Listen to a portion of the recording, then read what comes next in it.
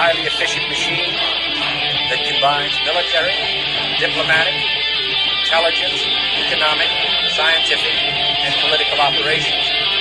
These preparations are concealed, not published. Mistakes are buried, not headlined. Its dissenters are silenced, not praised.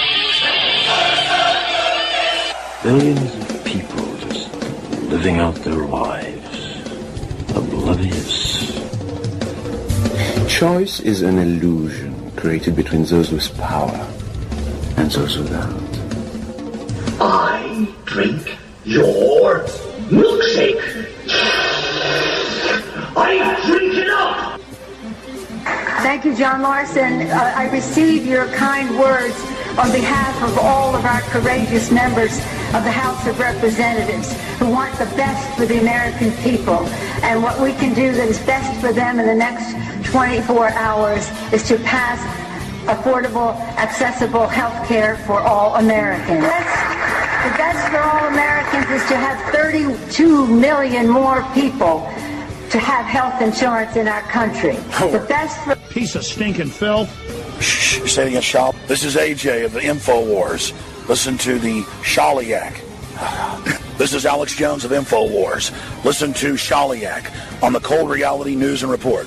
This is the coolest thing I have ever seen. Well, hello there. Hello, folks.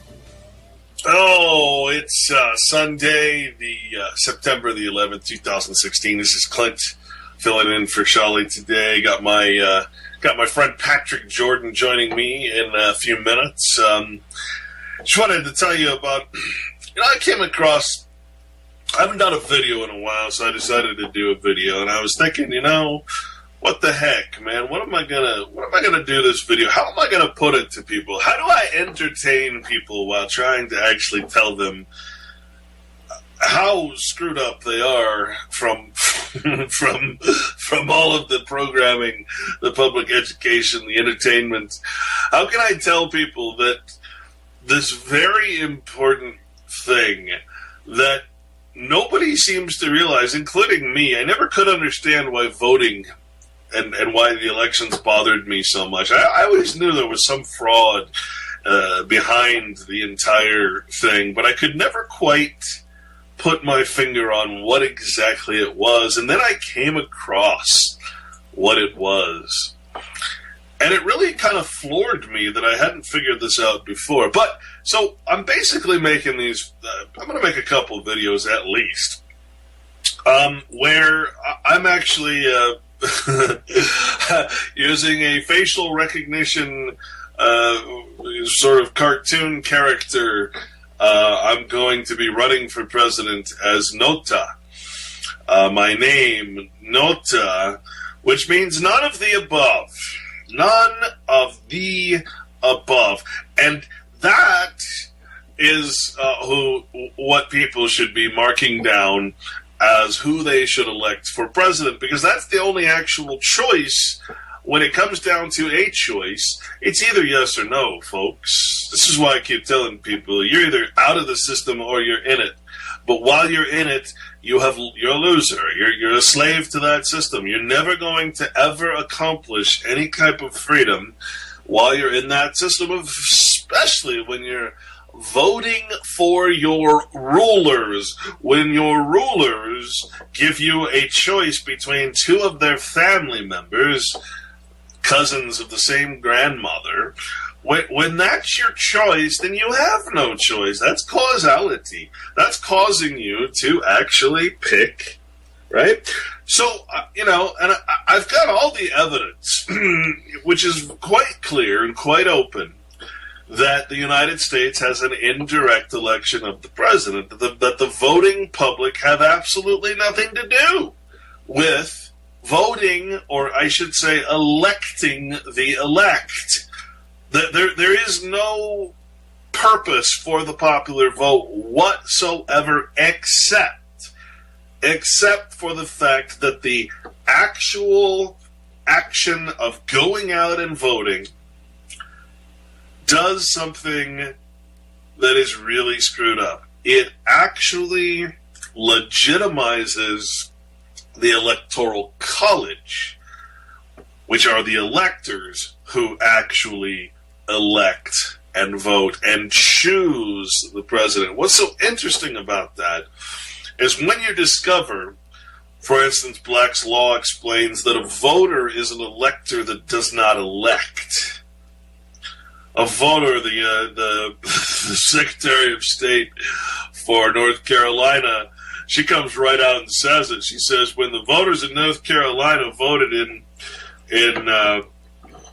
the primary or whatever it was, they voted for this slate of electors. She's speaking to the Electoral College as they're about to cast their actual vote, their actual choice, their actual election for president. She's sitting there and she's just revealing the whole thing and not doing a very good job of it because she's trying to speak to people who actually believe, who actually, you speak to the public. You got to be careful when you're an elitist and you're speaking to them, down to them, saying, thank you very much for being so stupid as to not understand your place in our society. The first people in a society ever to exist that doesn't understand their frickin' place, their class, their phylum, their speciality in the society, their generality, I should say. So, yeah, I mean, it's amazing when you actually think about it.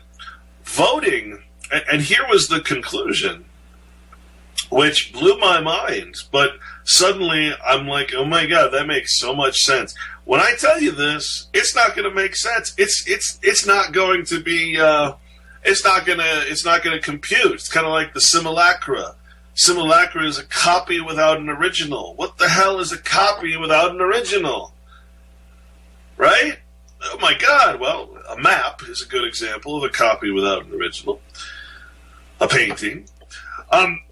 So voting, it turns out voting in our system where the electors actually do the voting and the voters actually merely legitimize the electors, it turns out that voting itself, the act of voting or the franchise of voting, which we call freedom, the freedom to vote, the franchise to vote, actually takes away.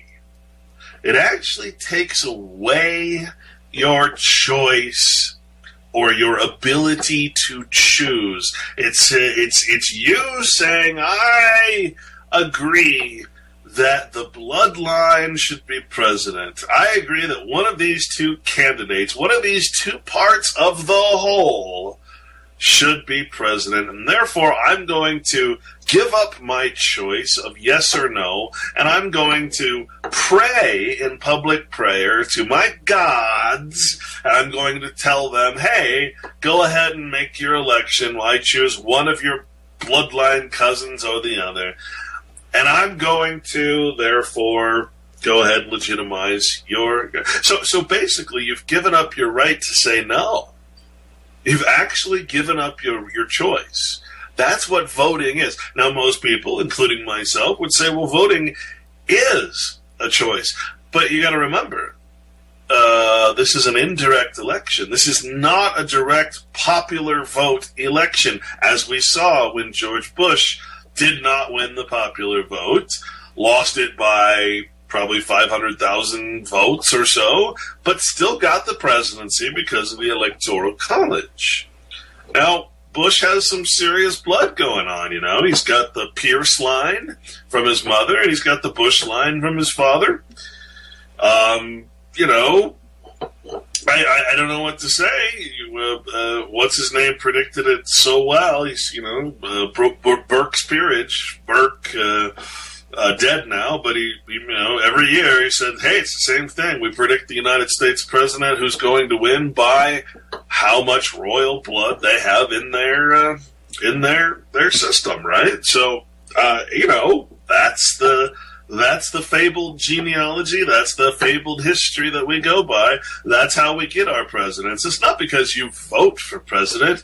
You don't elect. You only vote, and your vote only counts indirectly to justify and legitimize the actual people who do vote, which if you look, you'll find our attorney generals and people in the high-up places that will never let this franchise actually go to be a popular vote amongst the people. Now, inversely, you can go to, say, Korea or Russia or probably Afghanistan. I think, these horrible countries.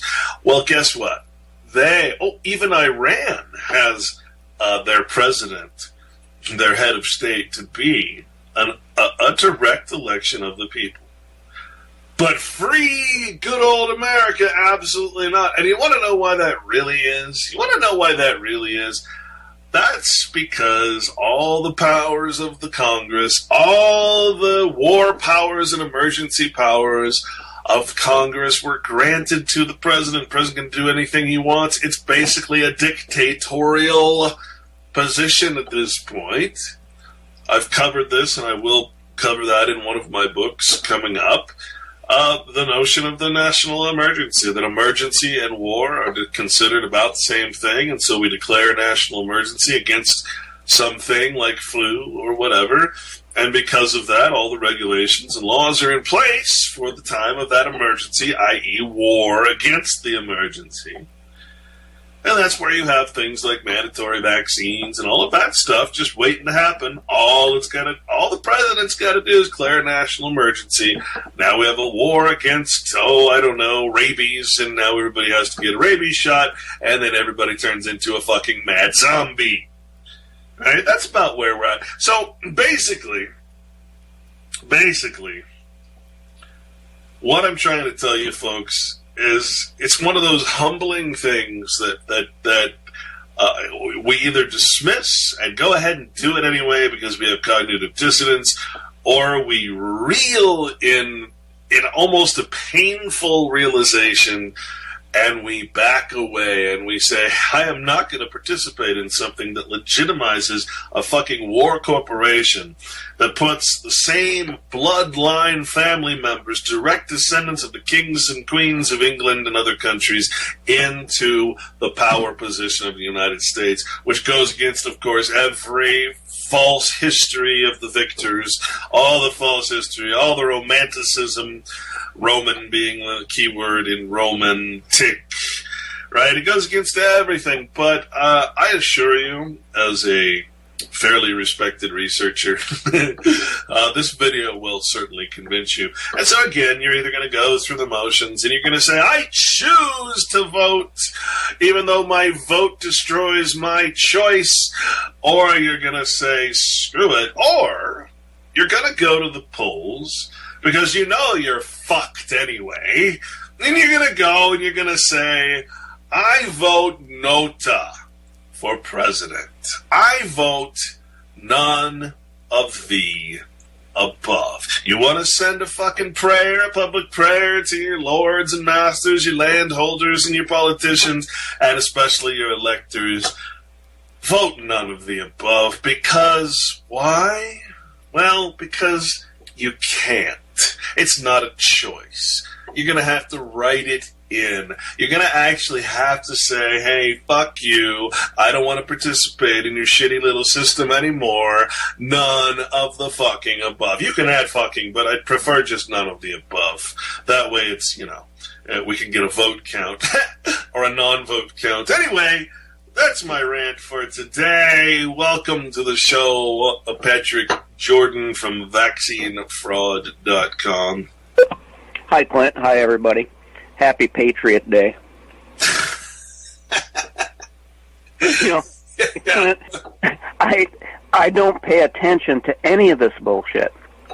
And I'm not like an idiot, and it's not like I don't know what September 11th is, but I looked at the calendar and I go, Patriot Day?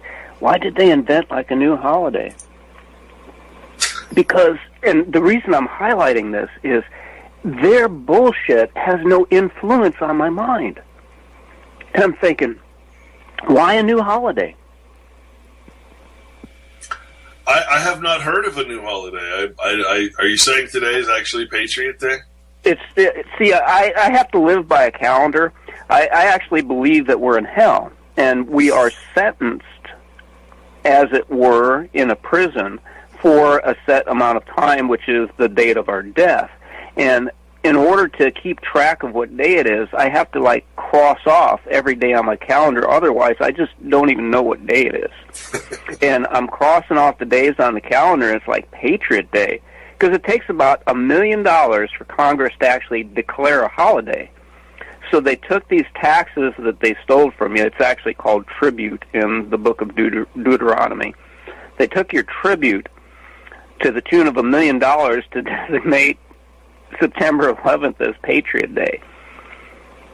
And it caught me off guard because I'm going, gee, why? And now that I know, I'm still going, gee, why? Well, it must be because when 9/11 happened, we all sat back like a bunch of pussies and didn't do anything. When our government took down 3, 4, 5 buildings. Right. Right? That must be why. Because they love the Patriot, as Drew, my archiver friend, as he says, they love the patriotards because they can sit around and they can talk all day about how patriotic and how they want to go back to something that never actually existed, some system, some government, some constitution, some piece of paper that's going to save them. Right? That's the notion. It's so funny when you think about it. So yeah, I mean, of course they're going to celebrate the Patriot. At the same time, they're banning the United States flag in most of the schools. Oh wow, that's interesting. Because pretty much, if you put any flag, and especially, and of course, the one with the golden fringe, which is the flag of Admiralty, you're actually claiming that object or place as a military installation. And I was told this by one of my list members. She's very intelligent and informed, and she comes from a military background. She said, if on, like, Flag Day, you put a flag anywhere on your quote-unquote property, you're saying that this then belongs to the United States military and can be used as them, commandeered as lodging for troops. Sure. That's why there's a flag in every hospital, in every court, in every government building that you see, whether it's state or federal. You're always going to see that friendly war flag being flown. And see, people don't even know that it is a war flag. That the correct flag of a peaceful nation the stripes would actually be not reverse, but horizontal instead of vertical. Right? I mean, you can look up the peace flag and the war flag, and I'm not just saying that, right? So, I mean, people that have no notion that their government is constantly flying the war flag against them, right? In what is, we made the distinction, or the lack of distinction, between war and peace, which is real simple. War only happens when peace becomes less profitable than war, right? So, I mean, basically war is only to clear up commercial channels so that peace can happen, so that these bastards can rule the world on your shoulders. You're propping them up, as the artwork in Philadelphia so plainly shows. You're literally. I mean, I don't know what to tell. I don't know what to say. It's. I can't believe that I live in a frickin' place that people don't know that they're slaves. I don't understand how anybody can be so patriotic, so celebratory of their own enslavement. I think that is the most bizarre aspect of life. Part of it is public education, to inculcate, and that word means to abuse somebody until they adopt your view. So everybody's been inculcated into, this is the freest, most prosperous nation in the world, when it's actually the policeman to the war machine. They actually inflict their commerce on everybody, and it's all in the language, Clint. When you hear them say, well, we have to be in Africa because we have an interest in that region. Well, interest is a money word. It's not, well, oh, I'm interested in Africa. You know, my name is Billy Goat, and I want to give everybody vaccines so that they can buy my computers. No, interest means they've got an investment in there, and they want their money back. Well, you know, and interest also doesn't imply preservation or assistance in any charitable way. So anytime the United States has an interest in some area, you know, or causes a war, you know, it's what's funny is they always use the same thing. They always say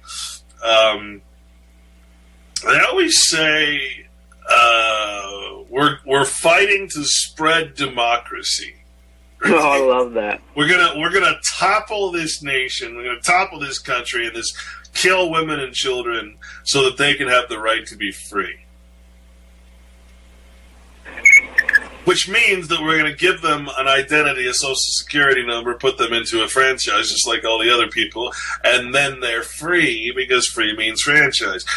It's just amazing to me it's kind of how we operate. It's this horrible, horrible commerce machine that we call war. But I remind people, we haven't been at war. There's been no wars. Stop calling them wars. There's only been emergencies, and there's been illegal occupations. There's been CIA-run ops, such as Vietnam, where Oliver North and soldiers and people were being left there because the military says, "Oh no, we don't have a declaration of war, active military in Vietnam or anywhere else. No. Absolute plausible denial that we have anybody there." You had Colonel Fletcher Prowley, I think was his name, who's dead now, who did a fantastic interview on all of that. It's just, we're involved in commerce. It's not a legitimate anything, but it's specifically not a legitimate war in any of the countries we're at. All right, so stop calling it that. Start calling it what it is, which is just a sham, shameful murder to steal oil and poppies. Now, Clint.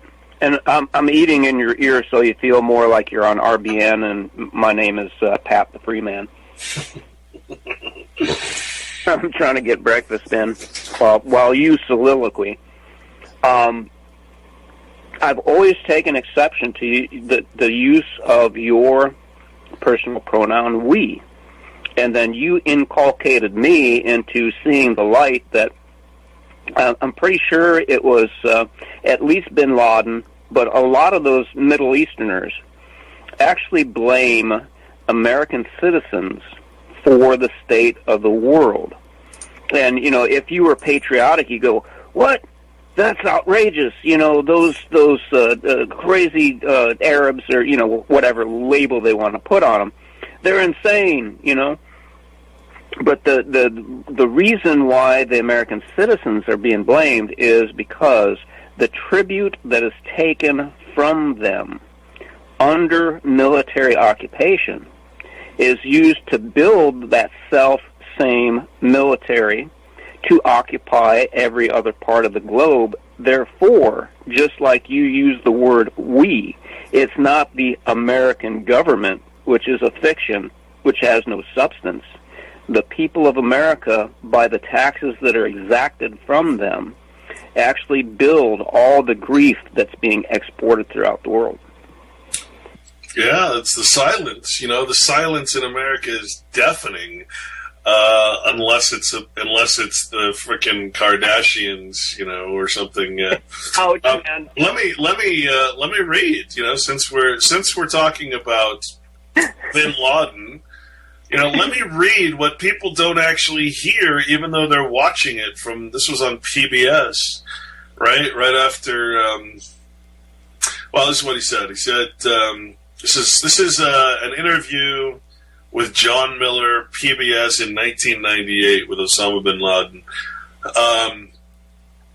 He says, "Mr. bin Laden, you have issued a fatwa calling on Muslims to kill Americans where they can, when they can.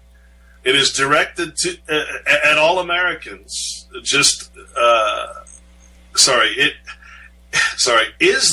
question is that fatwa directed at all Americans, just the American military, or just the Americans in Saudi Arabia?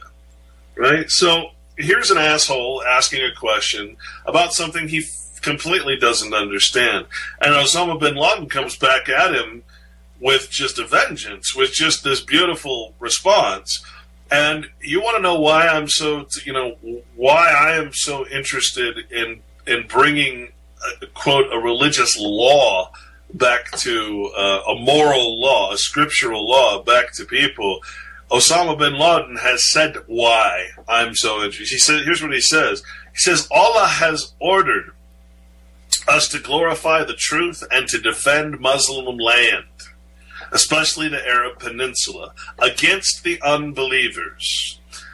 After World War II, the Americans grew more unfair and more oppressive towards people in general, and Muslims in particular. The Americans started it, and retaliation and punishment should be carried out following the principle of reciprocity, especially when women and children are involved. In other words, we're killing so many women and children.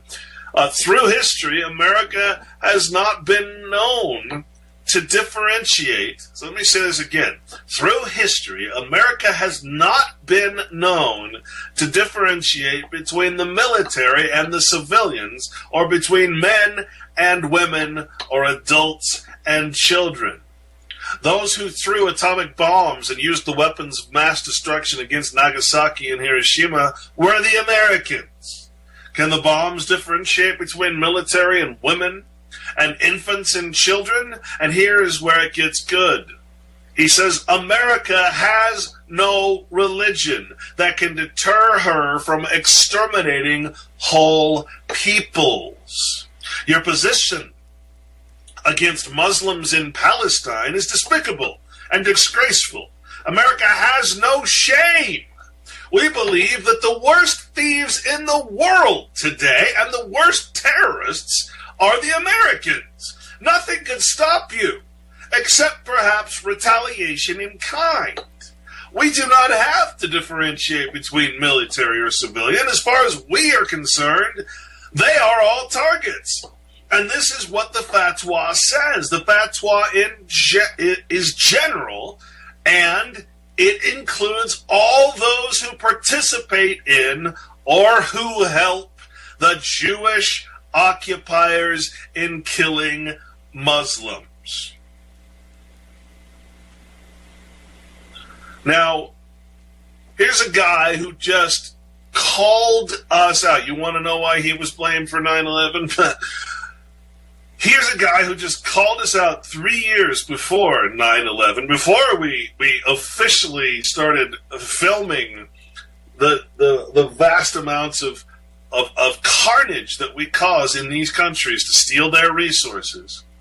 Here's a guy that calls it out, and he says it exactly like it is. He says we have no religion.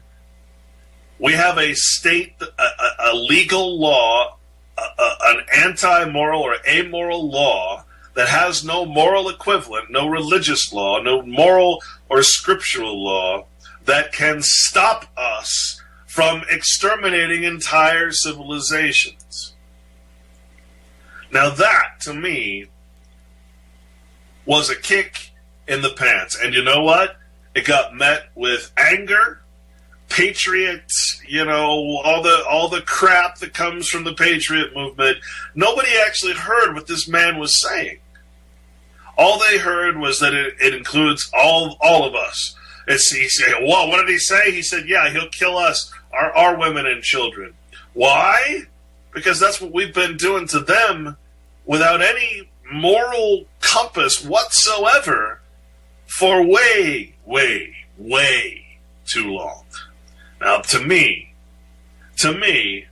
these are the kind of statements that should be put in a place that is so high and so repetitive, examined in a way that says, oh my God, Here's a guy that just called us the terrorists of the world, and we're calling him the terrorist. Wait a minute.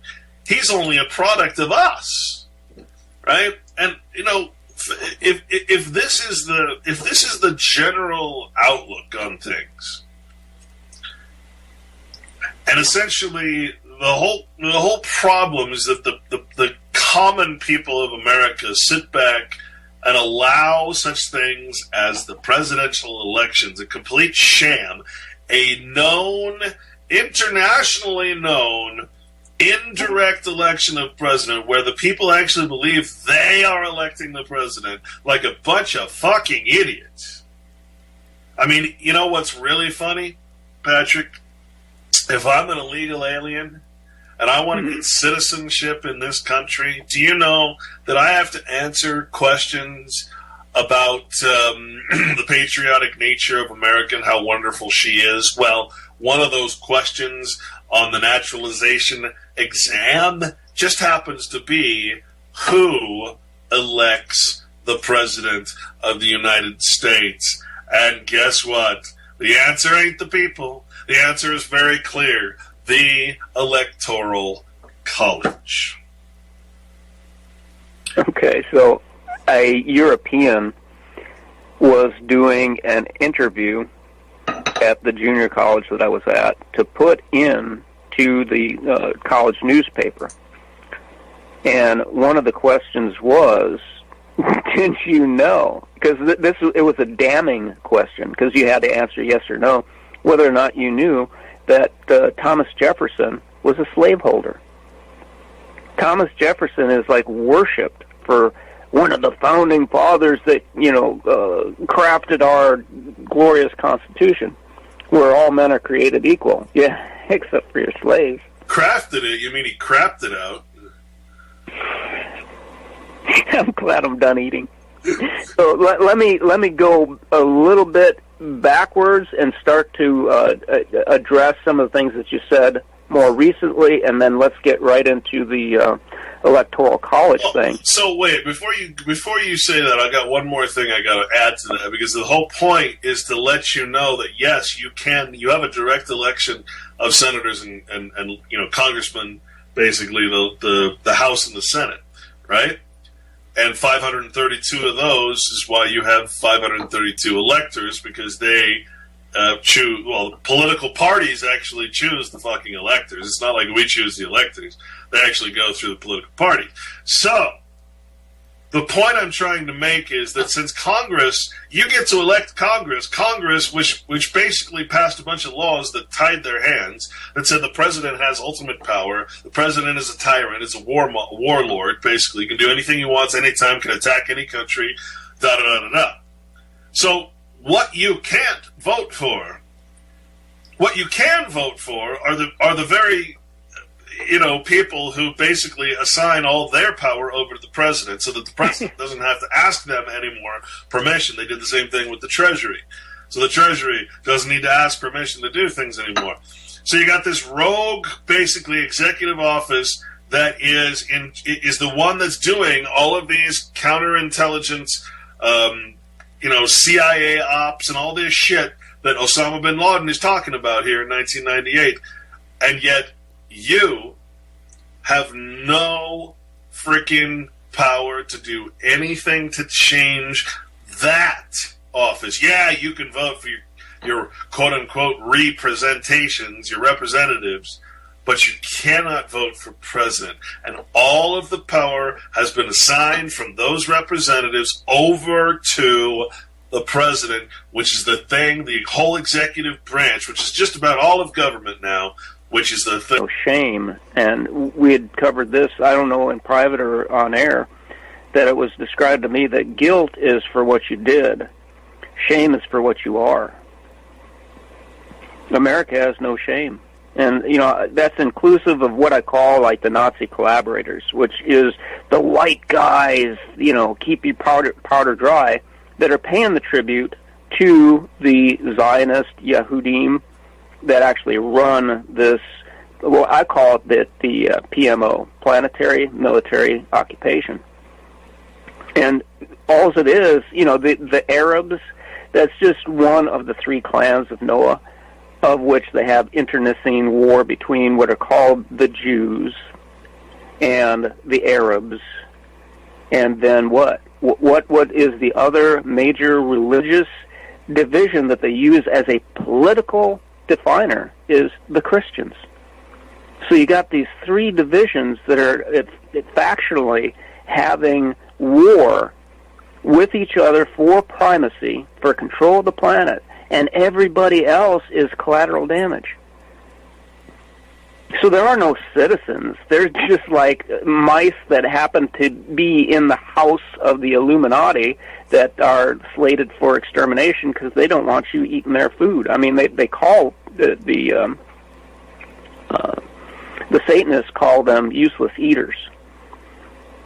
And I say them, I project outwards. I don't accept these labels. They may be out there. We collectively may be seen in their eyes as goy, as useless eaters, as collateral damage. But I don't like wipe that on myself and go, oh, I'm such a useless eater goy that they're gonna damage me. It needs to be fought. And Bin Laden was actually schooled here in the United States when he was at probably in his 20s. College level, university level schooling, and they interviewed him while he was here, and he said, they said, what do you think of America? Well, I really don't like it. Everybody has these great lawns in front of their houses when they could be growing food and feeding the poor. And I'm thinking, my God, that made it into the newspapers? And there's no doubt in my mind, Clint, that some patriotard would look at that and go, that damn Arab. And it's like, listen to the words. America is shameful and guilty because they have these enormous yards and they're not even growing food. They're spraying chemicals on them and mowing them and burning fossil fuels, at least once a week, and in competition with their neighbors for who can have the greenest grass with the least amount of dandelions. Then there's people starving all over the world. I mean, it's insane. Yeah. Well, it reminds me of that that book that I think every freaking goyim should read, which was "Hey, you Gentile." Hey, oh, I love that one. Hey, you Gentile. All that sounds like, again, is going back to sport. We follow a sort of a set of rules. Everything is based around sport, and the sport in the neighborhoods is to have a green lawn and be well stocked in plants that have nothing to do with sustaining your life, so that you're completely dependent, both paying a huge water bill and a huge electricity bill and a huge, so I mean, technically, it just sounds like another game, doesn't it? When you have the way of reframing the components of the situation and giving new perspective of it, I can see it exactly as a game that was given to somebody with prefabricated rules. Because why isn't it that the human beings can't go, well, if we are going to play a game, let's invent one ourselves? Everything that we know, all the science that you and I consume in order to figure out how the hell to extract ourselves from this horrific situation that we're in. I've worked in laboratories and fabrication departments, so I know science, so I can see if they're bullshitting us in what they're representing. But I never did the clinical work. So everything that we get from what we hear from Bin Laden, I don't speak whatever he spoke, Arabic. So I don't know what he said. It was translated. Nobody ever actually has a transcript of what Arnie Schicklgruber said, and I say that because Adolf Hitler is yet another trigger word. We only have transcriptions of his speeches. I don't speak German. I don't know what he said. We don't know anything, and we're given these games and these roles to play in a stage play, And everybody just does what they tell you in Hollywood. Toe the mark and say your lines. Well, it's time to say, what the fuck are you doing? You know, this is a stage. You're all idiots, and I don't want anything to do with this. That, you know, that's the Clint Richardson thing of none of the above. And Clint, they are doing what, in phraseology, is showing their colors. See, I didn't know there was a peace flag and a war flag. I had no idea until just today. But I did know the idea of colors as they are flown as flags on a ship. And you see the colors being flown. They show you their colors so that you can know what their affiliation is, what country they are, and what their intent is. Because you and I did a very important show on RBN on piracy. And the Jolly Roger flown as a black flag. And think about that, you know, that's like a bug killer. Black flag, spray, get those roaches. The black flag says that we are pirates. If we chase you down and board you, we will take everything that you have, including you, and we might even give you quarter, which means we'll put you up. We won't kill you. If they fly a red flag, and see the differences in color, still the same Jolly Roger. Black flag means we won't kill you, maybe. Red flag means we will chase you down, we will board you, we will take everything you got, we will kill you and sink your ship. So when we talk about flags being flown, they're showing us their colors.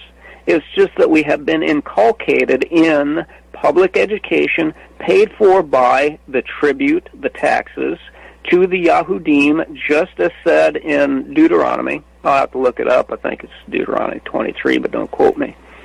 And they're using it against us. They're making us ignorant of, well, if we had only seen that America was flying their war flag, then what that does is when you see from afar that a pirate ship is coming your way, you get the hell out of there, man. You don't like sail up to them and go, hey, you want to do some commerce? Well, so the law of the flag. Why? You know, that's one of those sort of patriot mythologies that gets thrown around a lot. However, this one happens to be quite true. So it's you know, and it has to do with, you know, maritime law, of course. The principle that, you know, when you see a flag, that the sailors in the vessel will be subject to the laws of the state corresponding to the flag flown by the vessel. Correct. Right. So if you're flying a private flag, well, then your state is private. You have no beef. You have no, you know, you follow an international law.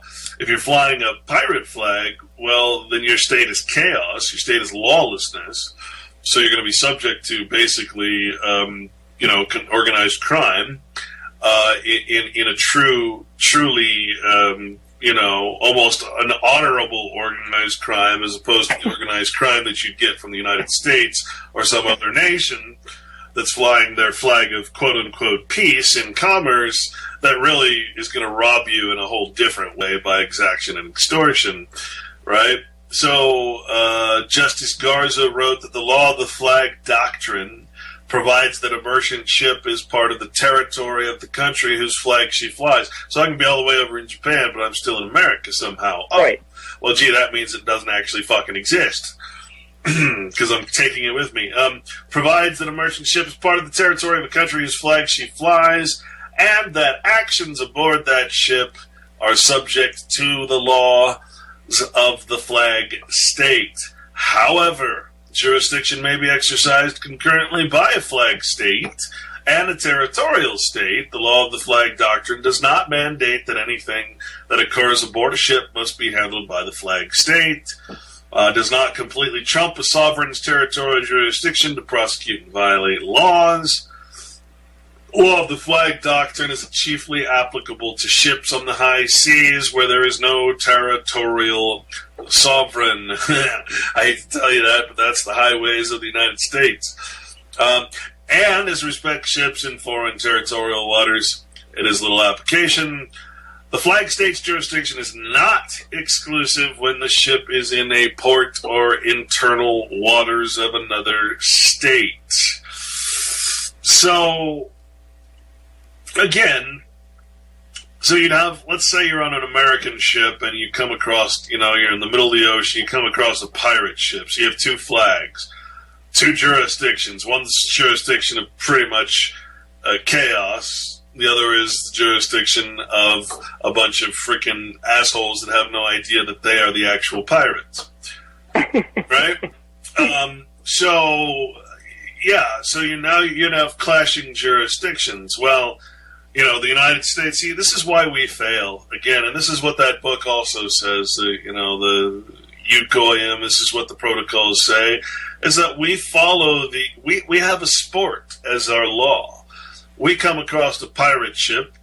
We actually would treat that ship as if there is some diplomacy or something that we can have with that ship, because we follow a sport. We're a sporting people. We follow a certain set of rules. They're not moral laws. They're not anything that have to do with reality. No, they're sport. And so we come across, and invariably, the Jews, the lawless pirates, are going to treat us like exactly what we are, a bunch of goyim who follow a law that basically will cause us to lose in the end. It's the whole purpose of the law, by the way. And they're going to board us, and they're going to take our shit, and they're going to kill us, slit our throats, and take over our property and probably sink our ship so that there's no evidence. And that's because we follow their law. They set up the maritime system. They set up all of this shit so that they could fly around and float around and be international Jews and not be part of that. But they can be the pirates they are always wanted to be and not be bound by any of these international laws because they don't play sport. And see, what Bin Laden was saying in that speech that the interview that you'd read, was what I was taught in martial arts: hit a hit and kick a kick. And it is reciprocal. It's reactionary. You don't go, oh, there's a pirate ship coming. I think, shoot a warning shot across their bow. Fuck. Shoot them below the waterline and get rid of the motherfuckers. Yeah, I don't know what to say. This is. I think that what's most comical about it, and what's most comical to me about the whole patriot freedom movement, is that one of the things I really now comprehend about the Bible is that it's like, hey, you want to be free? You got to separate yourself, right? That's the whole purpose of religion, is to live a law that is not part of the world as they have created it, the fake world, right? So the church, these fake freaking antichrist churches, they're like, yeah, we must bring all religions together and live under one unity, even though our religions want to kill each other and completely have nothing to do with each other. We want to be peaceful and in unity, and here's Christ in the Bible going, what the fuck? Right? He's like, no. Separate yourself. Circumcise yourself from those a-holes. Don't be part of their system. Don't be a part of their false doctrines. No. Leave the cities. Leave Babylon. Leave her. Leave that whore. That stupid cunty whore. Get out of her. Go away. Separate yourself. Don't be part of that. Right? So you tell me then, how is it that we have in America this all-inclusive concept that we should be? Well, and I'll tell you the reason. It's because we're not following any religious law, and the reason that we're going to lose is because we don't have a religious law. We don't follow a law religiously. We follow a law that changes almost daily, in a language that changes almost daily in the courts. We have no set foundation. We have nothing of a moral foundation to follow. Now I understand that. Now I understand why comments are being made in other countries. They're being forcibly taking in refugees. where they're saying, France, for instance, one of the street preachers, he said, the reason France is failing is because France lost its religion.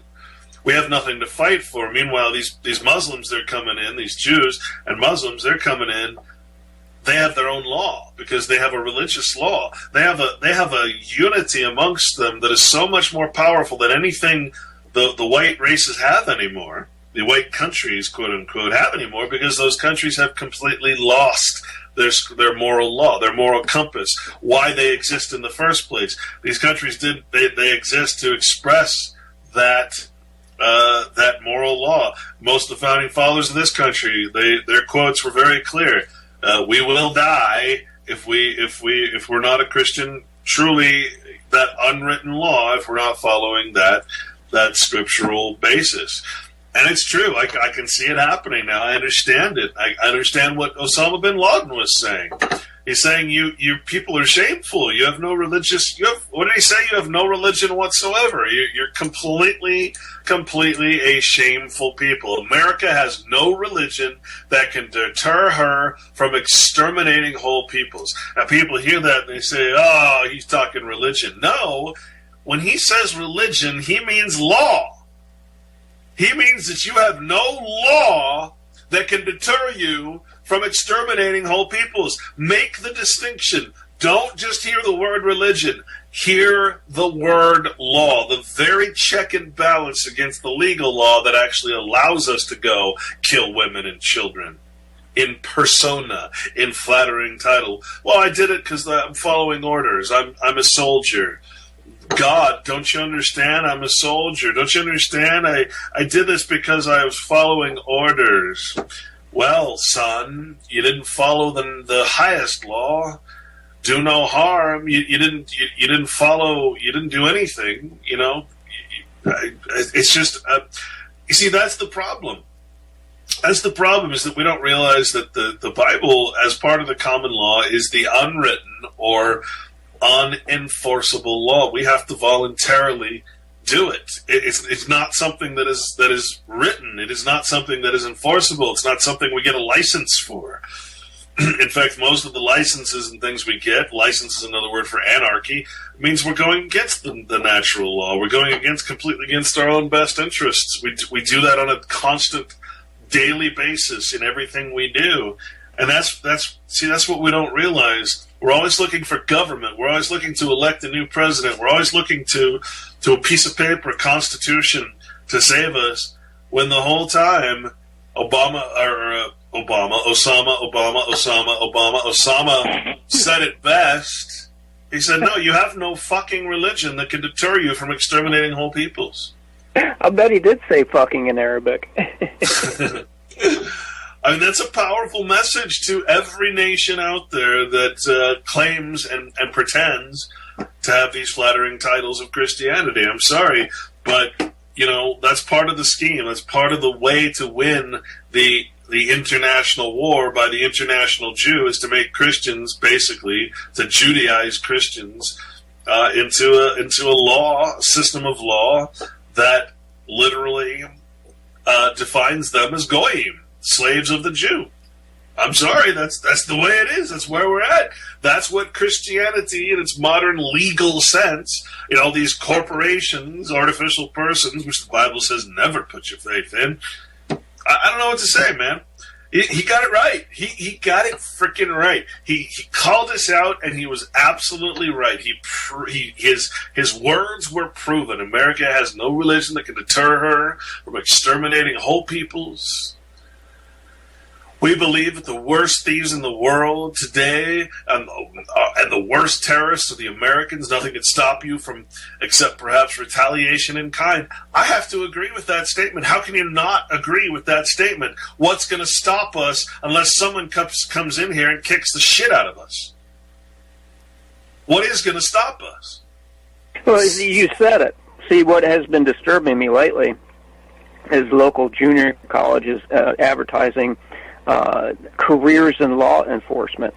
And see, that word law enforcement really just, at my very core, it upsets me. What gives anybody the right, what gives anybody the thought in their head that they can take it upon themselves to inflict anything on another human being?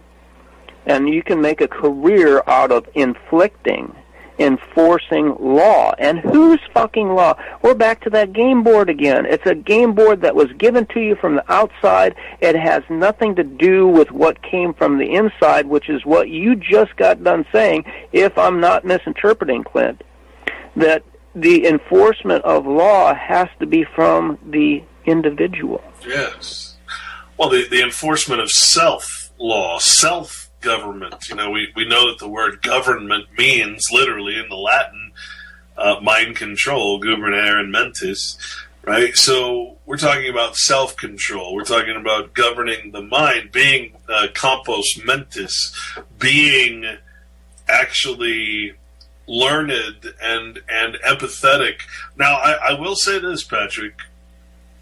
There does come a point where in my own, sort of realization of things, there does come a point where the concept of law enforcement, if you turn that around and consider what's happening right now with your biological interference, your artificial intelligence, your literally complete and utter reprogramming of nature, geoengineering of the skies and the seas and the lands, all of this shit that's happening right now, I gotta be honest with you, sitting around and talking about it is one thing, but enforcing the law of nature, or the laws of nature, which is the very design of life itself, knowing that disturbing that harmonious frequency, disturbing that shit, is going to be the end of life.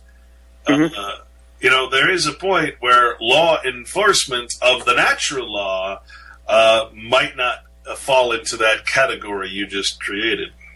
Okay, and I can explain that, because, like you, I spend most of my days, and, listen, I don't have television. The only radio I have is in the house. When I'm outside and working, I've got nothing but the bugs trying to fly in my ears and pulling weeds out of the ground, and the sounds of the blood rushing inside my head, and my thoughts. And I think about this stuff constantly. And what I came to realize is, within the Christian tradition, it is taught among the fundamentalists that you are in the world but not of it. And this alienation that is taught in that level of inculcation is, you don't belong to this world, you don't belong to this planet.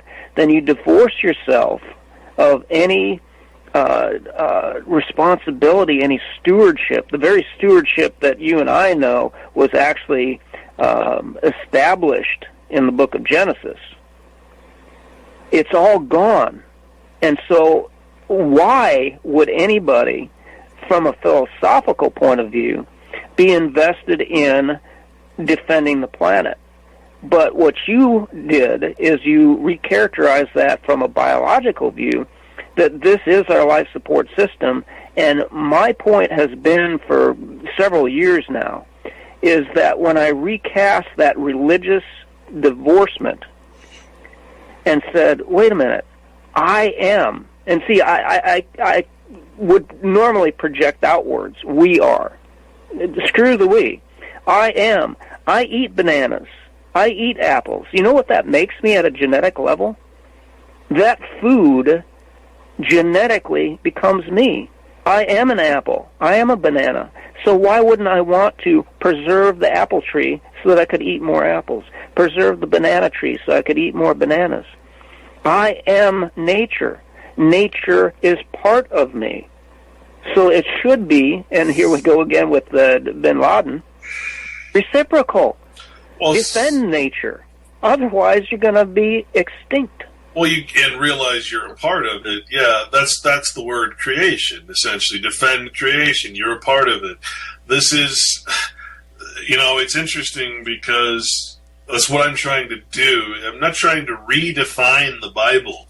I'm trying to say, look, the church has taken these concepts of, for instance, the world, and twisted it and said the world is nature and you shouldn't have a part of nature, when in fact the translations, the actual original words and intent of that is to say the world as a word actually was a Latin term that meant the artificial structures of man, the inventions of man, all the artificial things that man creates. That is the world. It wasn't God that created the world. It's the gods, the Elohim, the men, the magistrates who create these systems in order to exploit nature. And so, of course, they create these religions that, of course, purposely mistranslate, or hell, let's just read the Bible in a dead language, Latin, so that people don't understand anything, or we teach them English and they'll never get it, right? So you have the church that's taking concepts like that and despoiling the Bible by preaching the absolute opposite. And the truth of the Bible, which anybody that does any kind of due diligence into the old languages and intent will find that the Bible is all about worshiping God as nature, nature as God, God as the word God is a generic term that means nothing until it's applied correctly. And of course, it's mistranslated. It means kings, it means archons, it means magistrate, judges, all these things. And so the original terms, of course, when you see that word Jehovah, no matter what your opinion of the word, when you go and you look at what that means in the Bible, that's all that matters. It's a verb. It means all that is, was, and shall be. It's nature itself. It is life. It is existence that is self-evident, right? That's what you're trying to say when you say, I am. That's what we should be worshiping. That's what we should be worshiping, not only as our source of life, our breath of life, but also as part of. We are not the creators. We are part of the creation. We're like any other animal out there because we have some fucked up notion that we're smarter than everybody else. We have the ability to create essentially weapons that make us the top of the species, the apex predator, essentially.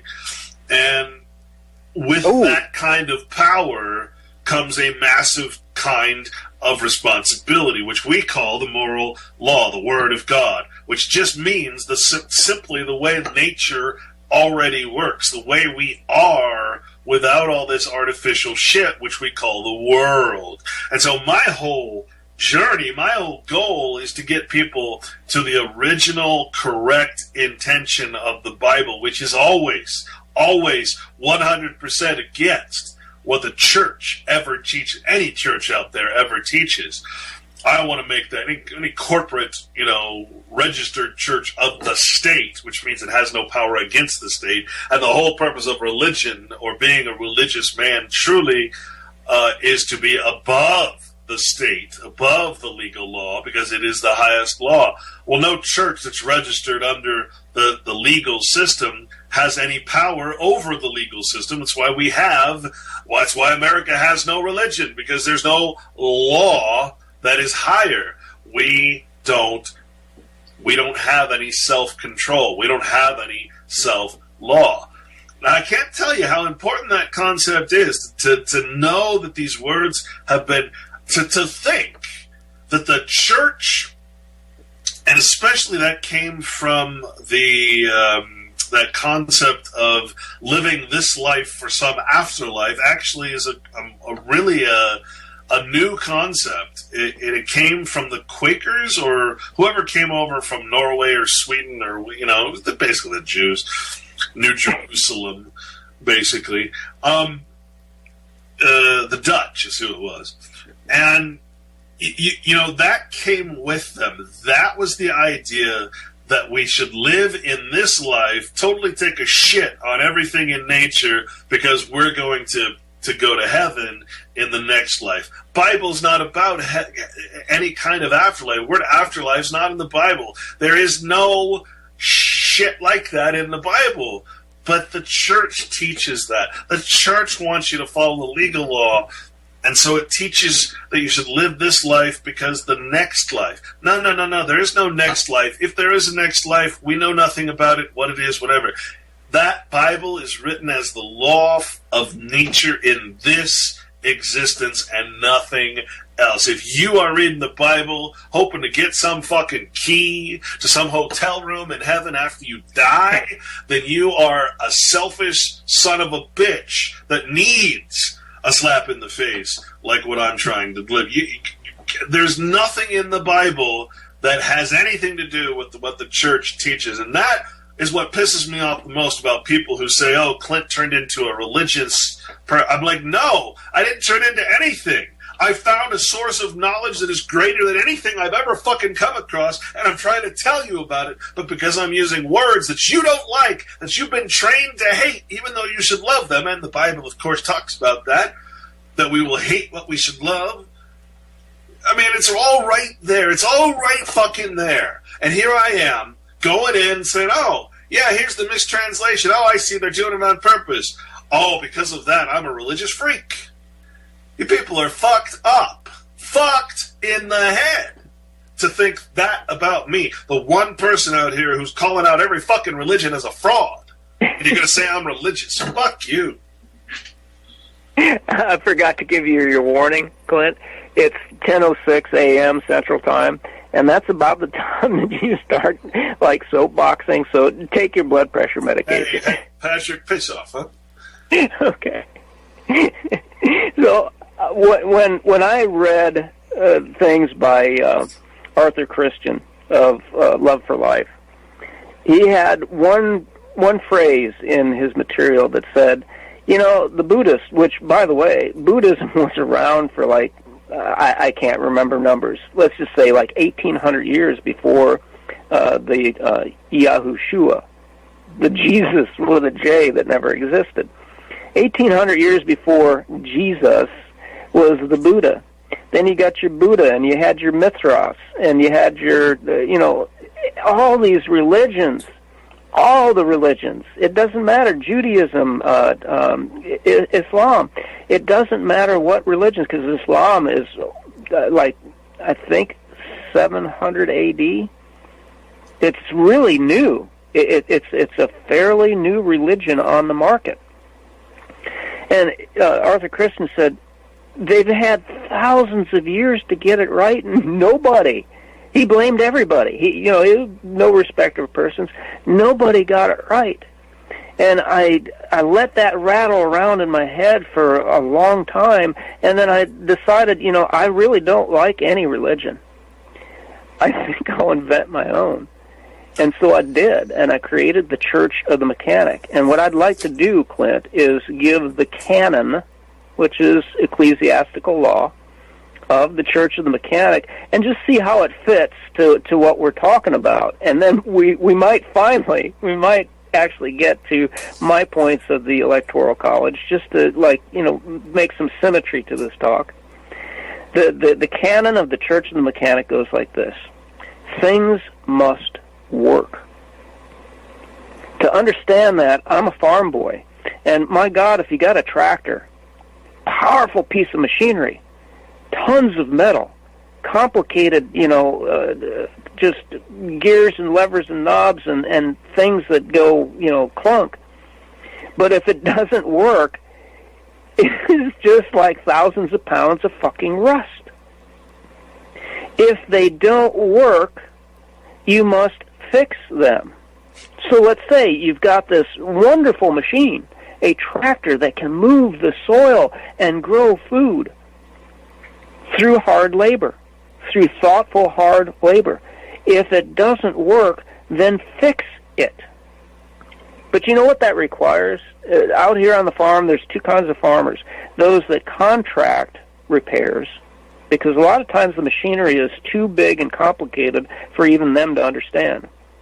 Or you can learn it yourself. And this, Clint, this is what distinguishes you and me from every other person out there. We did the due diligence. We did the hard work. We put in the sleepless hours and the tears and the sweat and the blood to get to where we're at.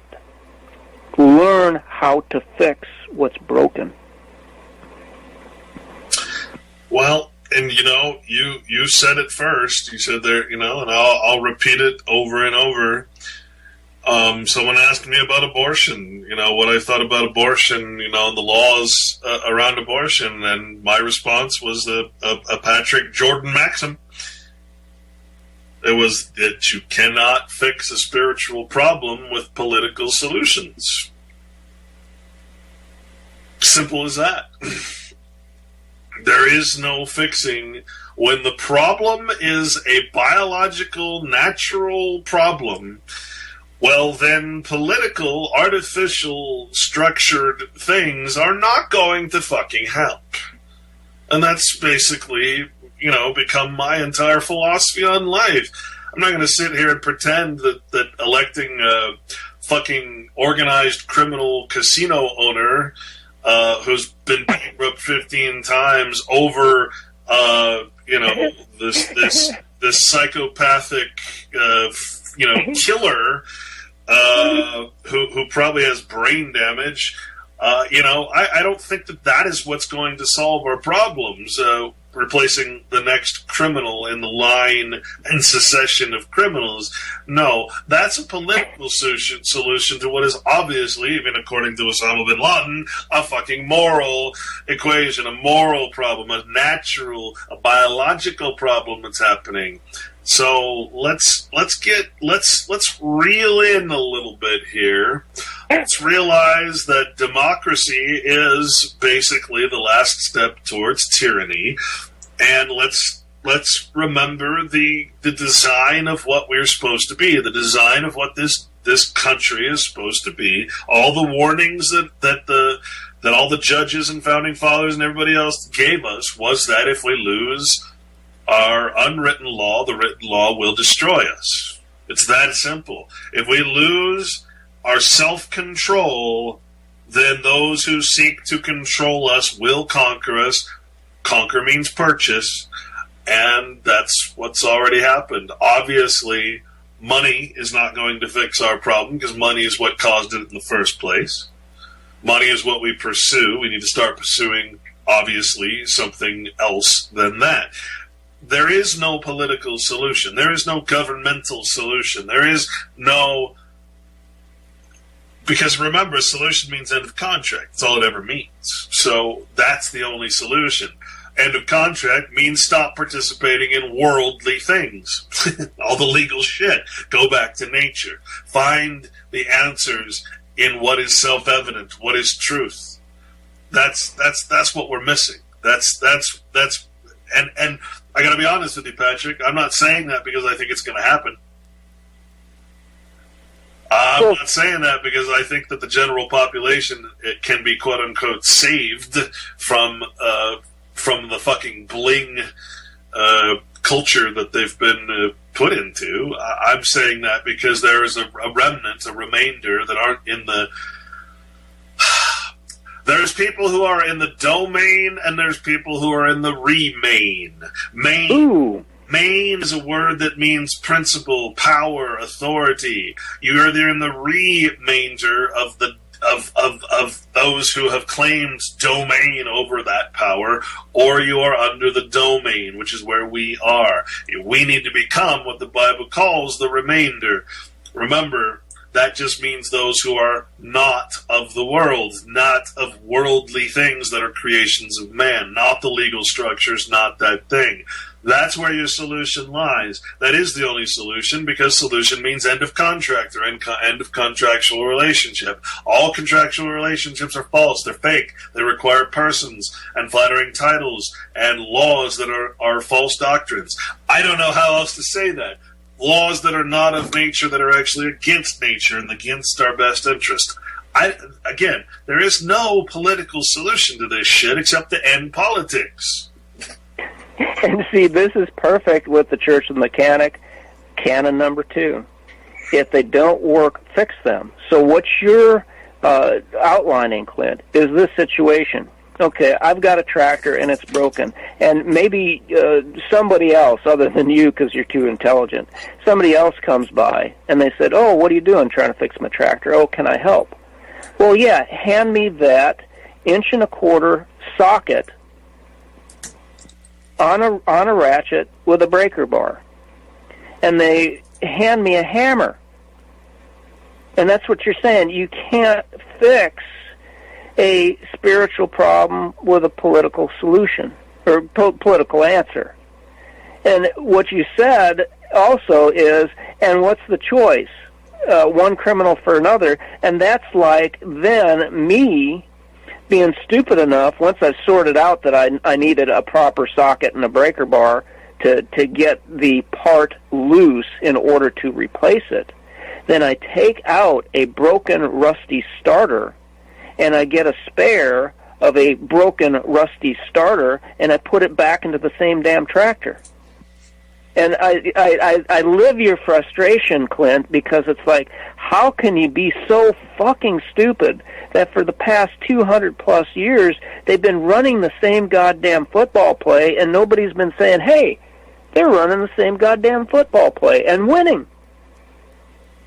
Well, yeah. Now, correct me if I'm wrong here, but in the language of the organized gangs and criminals, to put the fix on someone would be to kill them, right? So, I mean, if the fix is the death of all persons, which is a legal status, the death of all flattering titles, then we should be fixing all these politicians, not destroying their lives, but killing their titles, killing their ability to claim authority over us. That is the fix. The fix should be in, but it's not. And when you think about it, Patrick, your second maxim there, canon, plays right into the word. The concept of fix. Right. When we say fix, think about something that's fixed, and the only thing you can really come to is to say, well, it's no longer a temporary, it's stable, it's permanent, it's established, it's something that's not going to go away. And that's the difference between what is in nature, what is reality, and what is fiction, what is a creation or invention of man. And this is what the Bible says, nature is permanent. Okay, man is immortal, not because he's going to live for 900 years or because he's going to, be supernatural and surpass. No. It's because you're passing on the same blood to generation after generation. That's why it's so important to respect the blood, but not necessarily respect the fabled genealogy that they use to become king. All right, so that is immortality, the very life force that is man and other animals. That is the concept of immortality.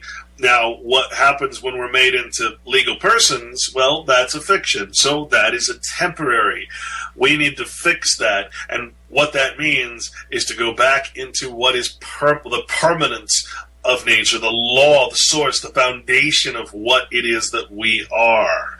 So when we say the fix, when you want to fix something, well, I'm sorry to tell you this, folks, but again, you want to fix politics, there is no political fix. Politics is temporary. Politics, governments are temporary. They're always going to be temporary. So no matter what you do politically, you cannot solve this problem. This problem is a spiritual problem. You need a spiritual solution. Simple as that. So let's find out what that solution might be. The third canon of the Church of the Mechanic is, if it can't be fixed, then recycle it. Now, see, I was on RBN from 2008 to 2011. And when I first started in that arena, I started to get excited about the Constitution and restore the Republic. And I did the unforgivable, Clint. I actually read the fucking Constitution. And within the day that I read it, I'm going like, my God, you got to be kidding me. This is total shit. Right. And the whole idea behind the premise of RBN was to restore the Republic. Concurrently with reading the Constitution, I was getting into the Protocols of Zion, which say that they, not only they being the elders of Zion, They write the constitutions, and they set up representative republics so they can put in their shills to run everything. And when you have those two concepts, that the Constitution, and I understand when you say, well, Constitution is a very useful document for them. For us, it's a total piece of shit. So you couple the total piece of shit with the fact that the elders of Zion wrote it and created a representative republic for the express purpose of control, and I'm going, my God, I can't even stand to hear the words, restore the republic. That's like the most egregious thing on the planet. How fucking stupid can you be? Have you ever read these documents? Well, and again, I always try to tell people, look, okay, whatever you think about that word republic, you really should look it up, right? But, the concept of the republic is the concept of each state. Each state is a republic. The United States is not a quote-unquote republic unless you consider that all the 50 states are individually republics, and when Congress is assembled as the United States, then I guess you could call it a republic because that means 50 republics all in one. We're not part of that, you assholes. We're not of the territory, the land. We're of the nationality, the district, the corporation that has nothing to do with a fucking republic. Republic is for men, okay? The nation is for persons. The nation is for false identities. This is why you are a foreigner. United States is a foreign entity from all of the states, the republics, the peoples, the real people, the private people. You're not part of that. You don't restore the republic. The republics are doing just fine. They're full of a bunch of assholes that own the land that you tread on. It's like one big fucking monopoly board that you have a person, a little car or a little shoe that you go around and land on all these different people's land and pay them rent. Even your own supposed property. You're paying rent to these fucking people in the republics through their corporation called the United States. You can't be that stupid to think that the United States as a frickin' municipal corporation is a republic. And I'm laughing because, at our level, Clint, you only have to hear the argument once and you go, oh my God, I get it. But there are people that can't hear it. I mean, literally, they go into this like hysterical blindness and deafness. They are not able to hear what we're elucidating, and I think extremely clearly. I mean, once you arrive at our level of cognition, and this is the quote that you like from The Matrix, we have a rule. We don't extract people after a certain age because they can't handle it. And you can't put them back. Once you exit the Matrix, you can't go back. You can't go, let's restore the Republic. You can't. And the whole idea behind the recycling is this. What would it take to recycle a tractor? Well, it's a piece of shit with a bad starter and broken bolts, and it won't work.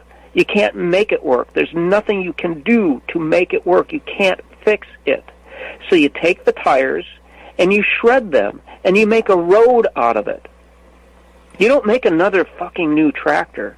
You melt the metal down and then you reforge it into something completely fucking different. Then, to end it all, the last canon of the Church of the Mechanic is, if it can't be recycled, destroy it utterly. And Clint, I mean, it just fits into everything that we've gone over so far. It's like, you can't restore the Republic. If you can't recycle it, get rid of it. Don't even have it like a thought in your head. Oh, we were argued with by some idiot on RBN. Well, we need to go back to like the Articles of Confederation. And it's like, no, still fucking broke, you asshole. I keep telling you, I was like, look, the Republic is right there. It's doing just fine. It's exacting and extorting everything it can from you. It's fine. There's nothing to restore. You want to restore something, restore yourself. Restore your self-respect. Restore the problem, not the... There's no problem going on except you. And the problem is that you have a religion. It's called patriotism. You see, it's the same problem that Christians have. The so-called Christians who use a flattering title that means absolutely fucking nothing, especially in the eyes of God. And Christ must be pretty pissed about it too. So you got this religious belief in shit that has nothing to do with the actual facts, nothing to do with the actual law, the actual written law. It can all be completely disproven. Skinner did a wonderful job in his Constitution of No Authority, right? I mean, there's so many outlets to go to, including the Constitution itself, to actually read it and see what it actually says. Is amazing, like you said. But people talk about it; they don't read it. Or if they do read it, they're not reading it to actually learn what it says. They're reading it like people read the Bible to confirm what the church told them. Oh yeah, I'm going to take that literally, and so it's religion. This is why I'm against religion. I want you to get knowledge. Knowledge means looking at the Constitution, looking at the Republic, which is a fiction, as what it actually is. Not what you want it to be, not what you don't want it to be. Look at it for what it freaking is. Right? So, the religion is killing us. At this point, I have to emphasize something that I sent out to my email list that is best seen visually, because you can see things in your mind's eye, but to actually see it, along with my explanation of it, is so helpful. And this is where people will fail. I'm saying that categorically. People will fail because they don't get our collective difference, me and you, and similarity. And this is it.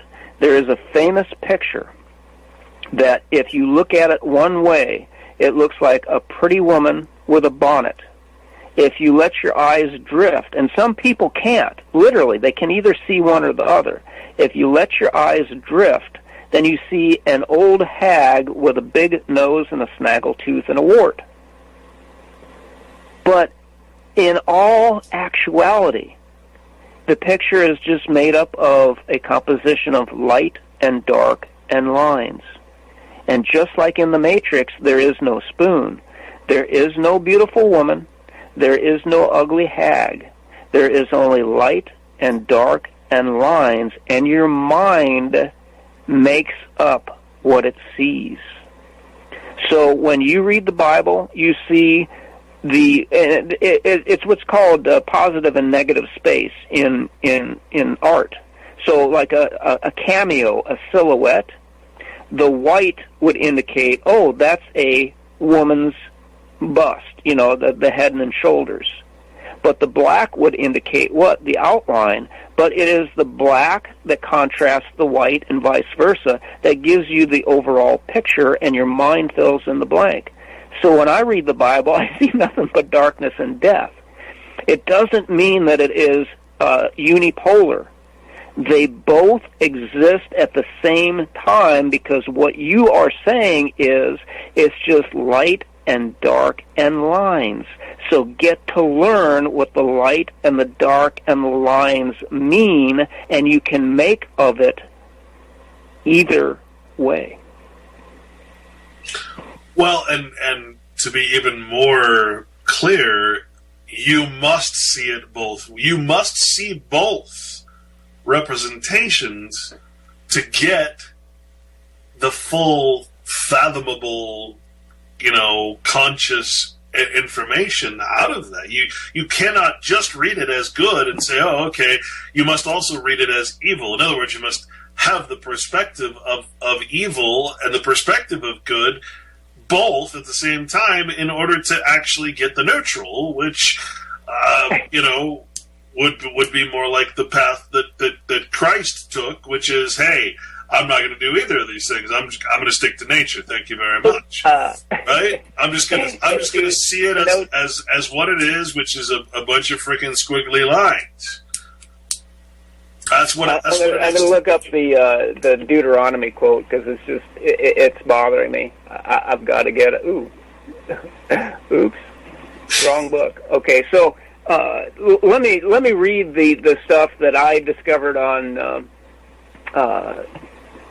archives.gov, Federal Register, Electoral College facts, frequently asked questions, and we actually covered this on one of your RBN shows. I'm going to read this short paragraph.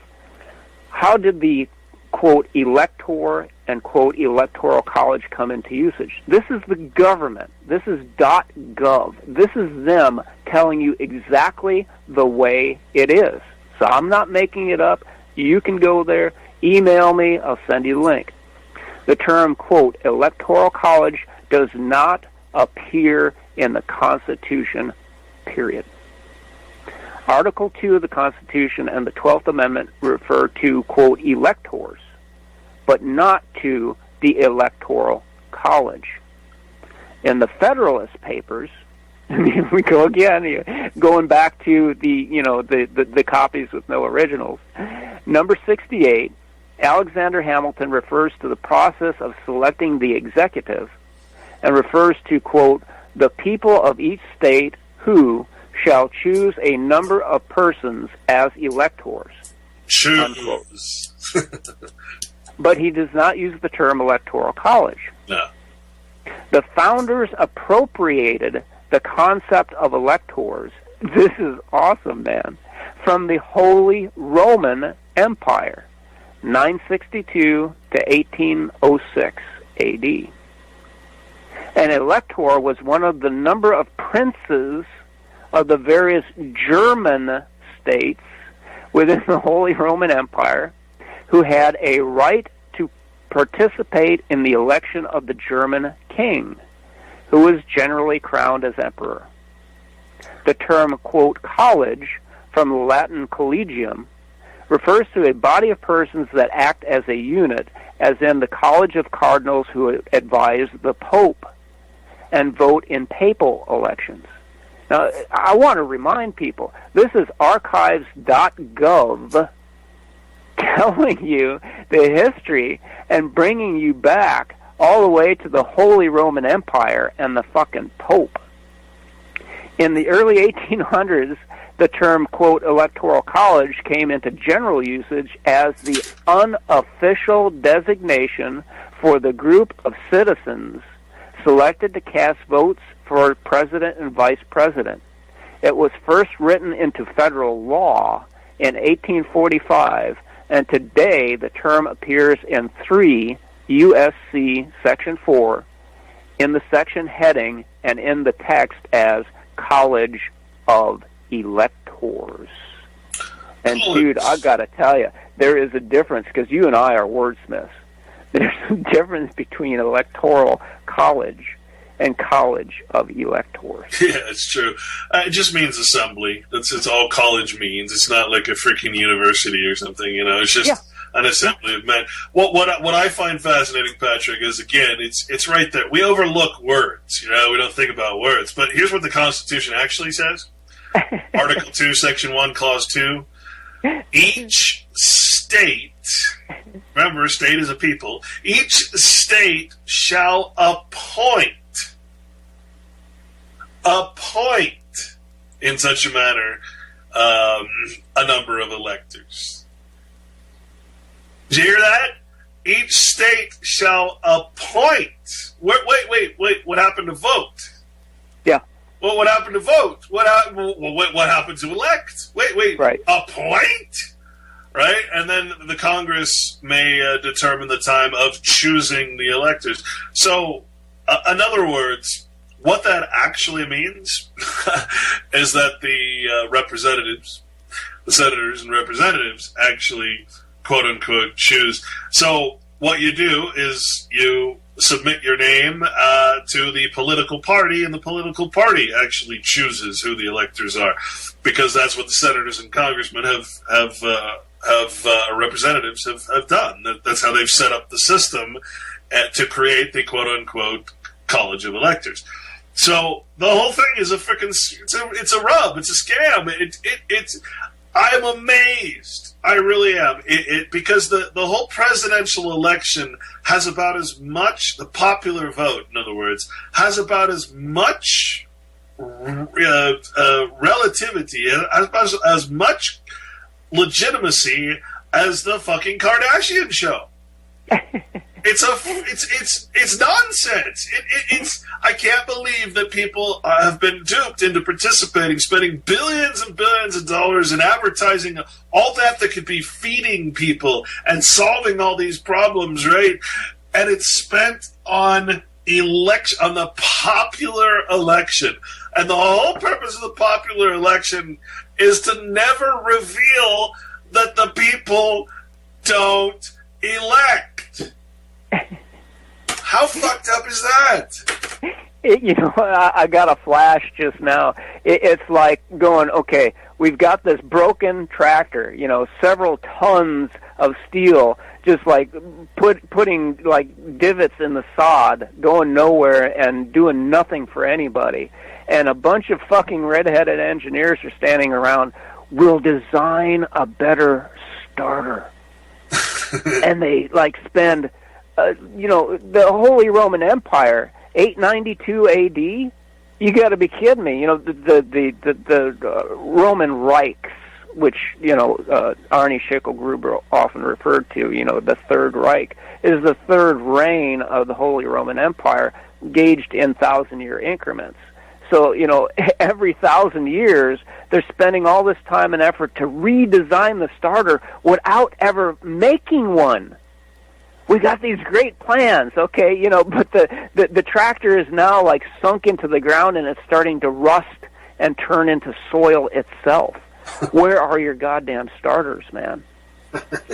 So let me read to you. This highlights the thing that we're talking about with the Bible, because I use the Bible. I despise the book. I'll just say that out there, and that's why I said, you and I come at it from a different view, pretty lady or ugly hag, but we both realize that it's just dark and light and lines. But when I read this informs me. This actually shapes my life and how I interact with the world. This is Deuteronomy 20, 10 through 15. When thou comest nigh unto a city to fight against it, then proclaim peace unto it. And it shall be, if it make the answer of peace, and open unto thee, then it shall be that all of the people that is found therein shall be tributaries unto thee, and they shall serve thee. And if it will make no peace with thee, but will make war against thee, then thou shalt besiege it. And when the Lord, spelled in all caps, when the Lord thy God hath delivered it into thine hands, thou shalt smite every male thereof with the edge of the sword. But the women and the little ones, and the cattle, and all that is in the city, even all the spoil thereof, shalt thou take unto thyself, and thou shalt eat the spoil of thine enemies, which the Lord, in all caps, thy God hath given thee. Thus shalt thou do to all the cities which are very far off from thee, which are not of the cities of these nations. So what that tells me, Clint, is that we are under planetary military occupation. And when they go shalom, that means I bid thee peace. That's actually a war challenge. It's not, oh, hello, aloha, how you doing? Is the family doing well? It's a war challenge. I bid you peace. And if you bid peace, you give them answer of peace, then you have just entered into a taxation, a tributary slave relationship with your conquerors.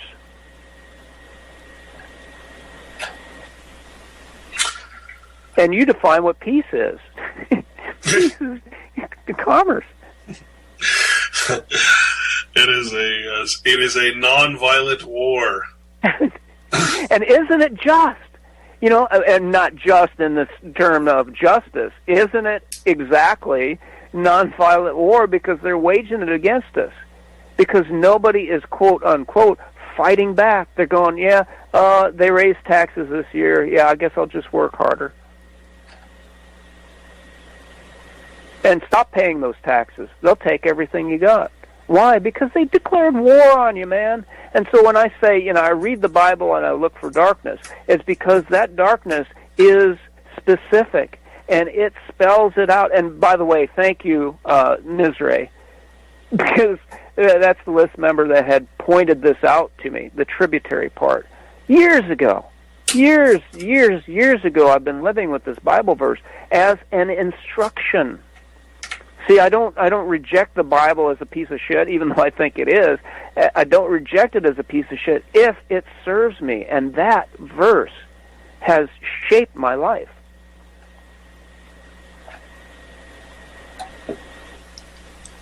What was the Deuteronomy? What? 20 verses 10 through 15. I always like to see what the word God, how the word God is.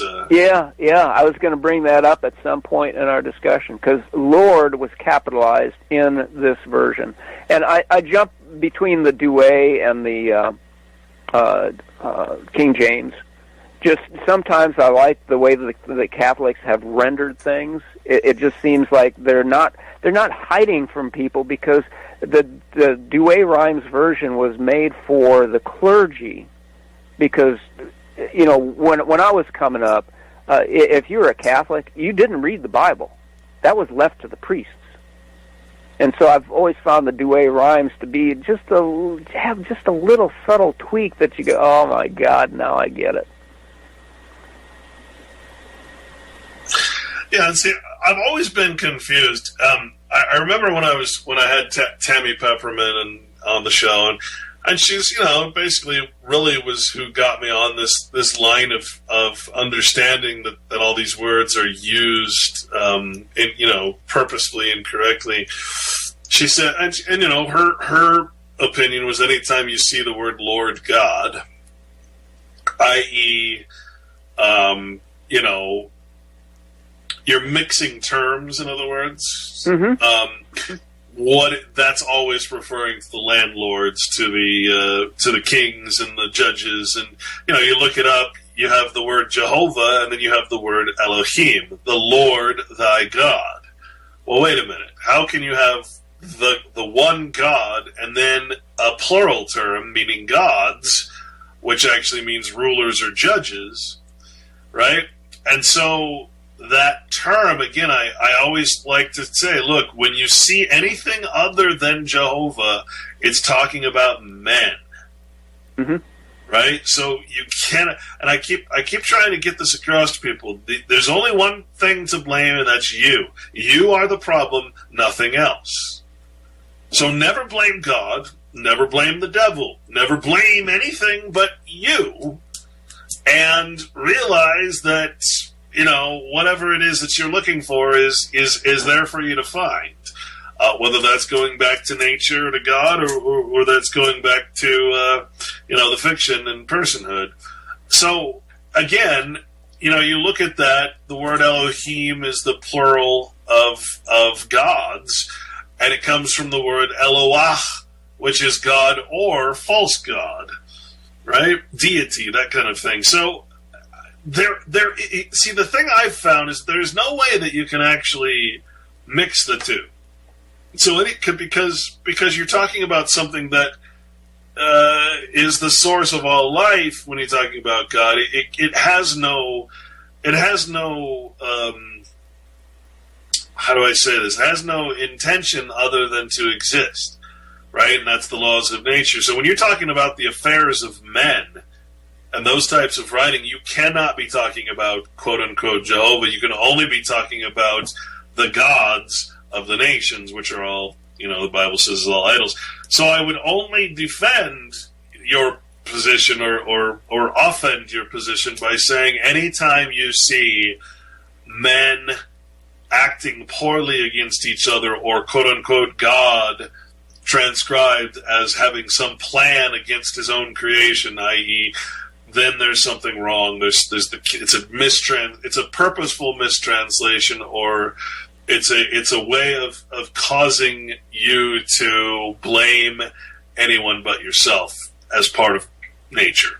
Is basically, it's a difficult concept, but man, once you get it, once you see it, then you can never ever mistake the notion that how the word God is being mistranslated by the king, who, by the way, was God. And by the way, Clint, there are within the alternative media patriot movement, there are quite a number of people that are very familiar with the all caps, the mixed capitals and lowercase, and then the lowercase designation of words. And they've turned that into like a feverish religious pitch. Yeah. And they focus on it. But what they don't do, Clint, is what we do. We do the synthesis. We do the integration of these concepts. And when I read the King James, I am acutely aware of when Lord and or God are in all caps, because that renders it. And it's like the flags on the ship.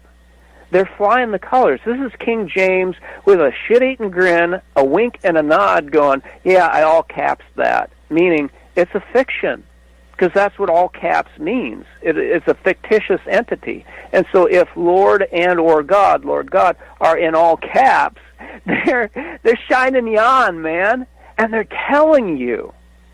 But I know, like, university-trained preachers that have no clue what you and I are talking about.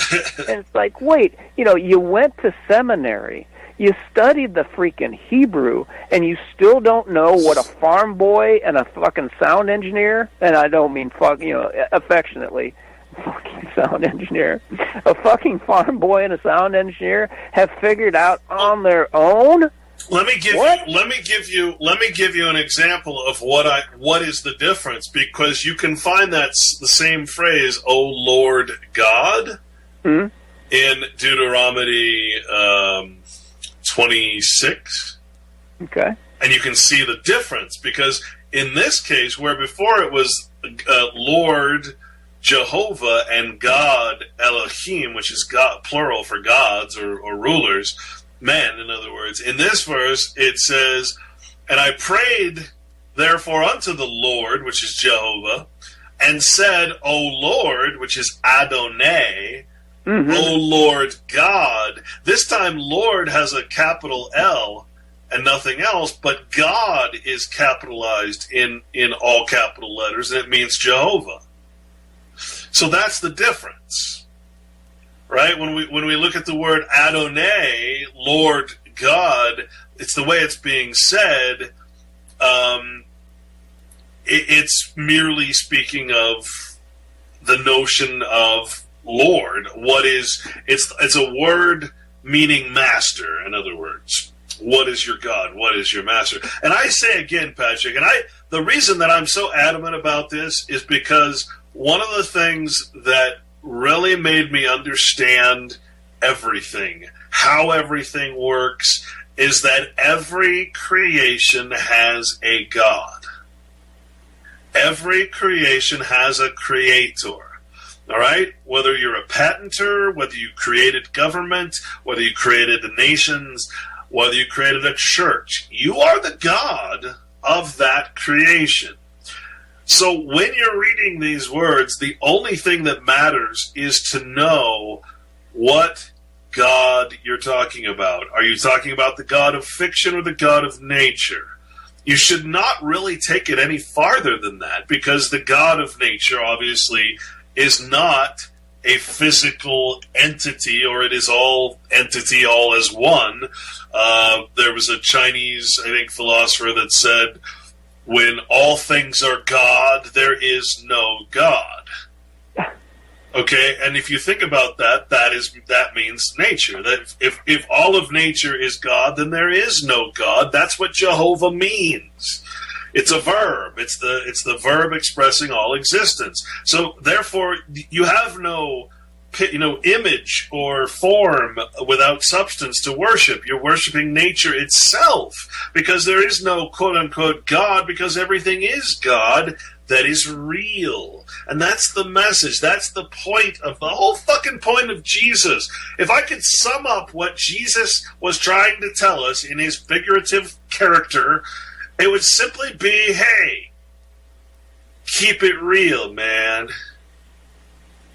That's it. Just stay in the real. Stay out of the matrix. Stay out of the world. That's it. And so these subtle differences that are so hard to just, you can't just read the Bible and not look up what these words mean. So here's a perfect example. You have Lord, the Lord thy God, which is not talking about Jehovah, but it's referencing Jehovah in giving the power to men to be anti-Christ or anti-God, or which means replacement, by the way.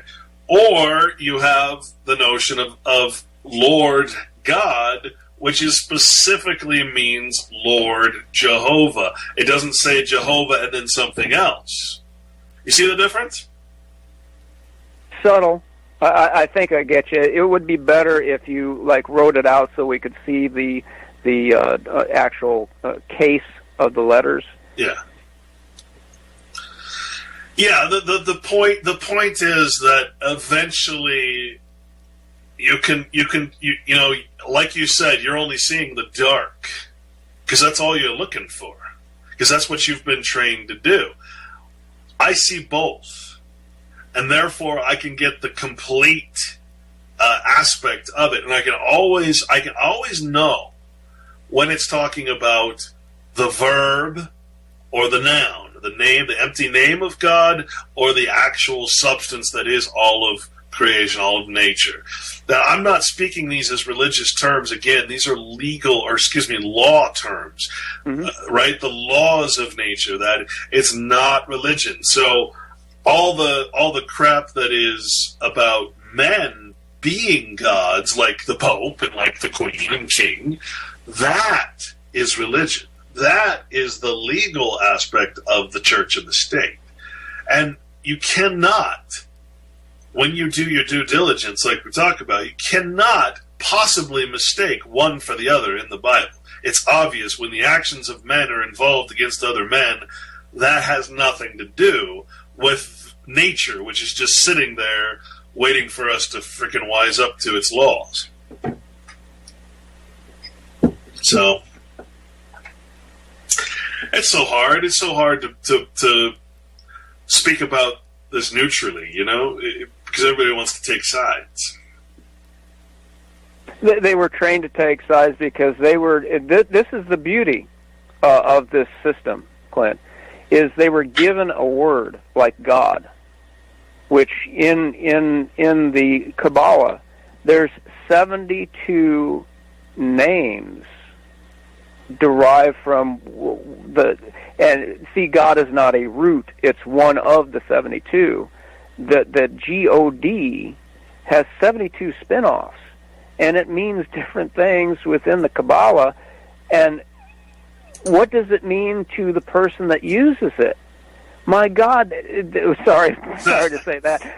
It can mean anything, because the user, the perceiver, can then apply whatever they want to it, and it's encouraged, because then it becomes stealth, then it becomes mysterious, then it becomes secret. When Kabbalah means from lips to ear, which was a secret oral tradition. So this secret mystery can be anything that the receiver wants it to be, and that's good, because those that hold the secret don't want you to fucking know, because that name, they were called the power words. If you had the names of God, you had control. Yeah, that's my point, is that if you have every time you see the word God in the Bible, if you go to the concordances and see what that word actually means, then you have the secret, you have the cipher, you have the code right in front of you, and almost every time you look, it ain't Jehovah, it ain't nature, the God of nature. It's the God of man. It's a man acting as God.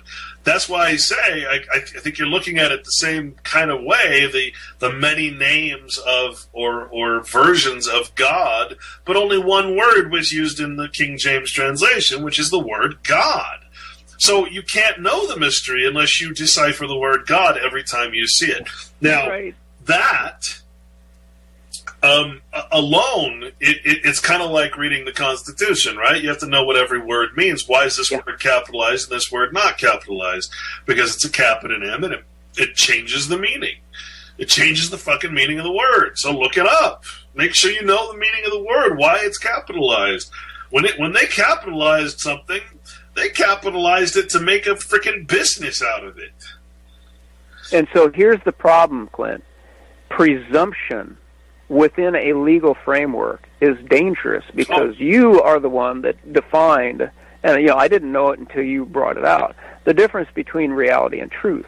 Truth in the court is what is agreed upon by consensus, where everybody will say, even if it was a lie, as long as we agree that that lie is truth, that remains truth and can never again be rebutted within that case. So presumption that you even know what the word God means is smiled upon by the Kabbalists. They love it.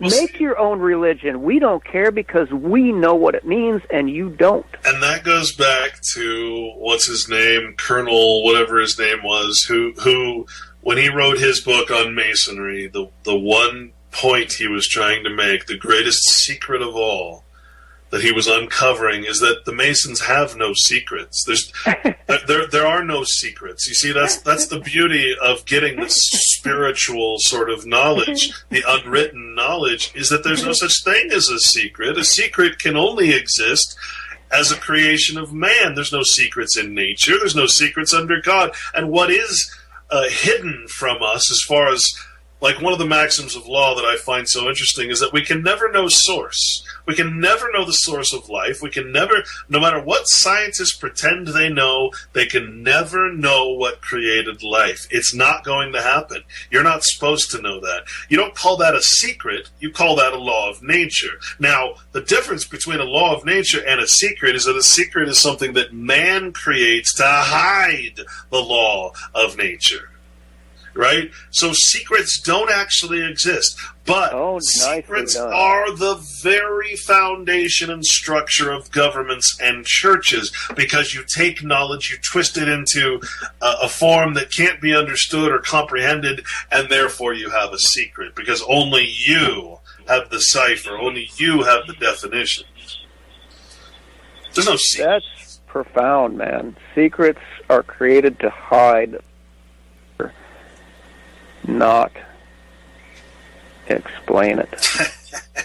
Take your notes, Sonny. I am. We're at the end of the show, Patrick. Thank you for joining me again. Patrick, all your books can be found at vaccinefraud.com, along with lots of other stuff that you have provided and collected over the years. Look for Nota for president. I will MK Ultra ya, put the MK scope on ya. If the MK hits you, it's guaranteed to open ya. The 57mm Mark 110, 220 rounds a minute, try to stop them. Don't put that on your wish list, that's retarded babble. Protesters make the hit list soon as they start to rabble. They are nothing but fishes in the barrel. It doesn't have to be Christmas for a carol. Some decorate with ornamental decorum, some perform shock and awe on Hanukkah and Purim. That's where my job come in. I am a blessing to the mercenary, for the corporation selling weapons to them. Any potential competitor step into them. I'm authorized to knock them out and stick a GPS into them. They want to sell uranium to Iran that's enriched. That's a bitch. Now we gotta teach a lesson.